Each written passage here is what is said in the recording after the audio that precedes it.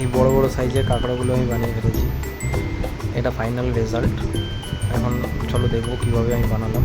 ফার্স্টে হলুদ, নুন, কাঁচা লঙ্কা, একটু আদা রসুন পেস্ট করে ওটাকে মাখিয়ে নিয়েছি, গোলমরিচ দিয়ে মাখিয়ে ম্যারিনেট করে ওটাকে সাইডে রেখে দিয়েছি অনেকক্ষণ, যাতে স্মেলটা কেটে যায়। তেল দিয়ে দুটো কাঁচা লঙ্কা ফাটিয়ে, পেঁয়াজ, পাঁচফোড়ন, তেজপাতা, যা যা লাগে যাবো সব দিয়ে একটা পেস্ট তৈরি করেছি মশলার।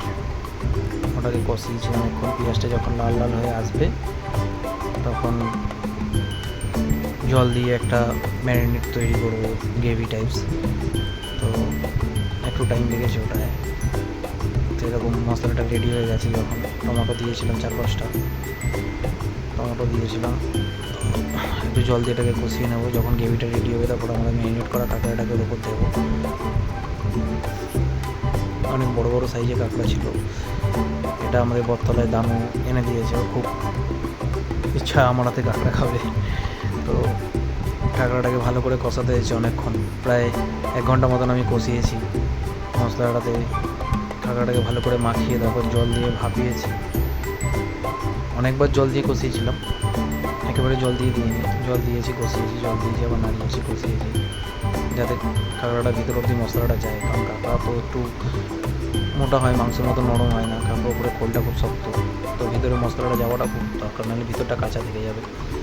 তো অনেকক্ষণ জল দিয়ে ওটাকে কষিয়েছি, তারপর একটু বেশি করে জল দিয়ে রেখে দিয়েছি ভাপাতে।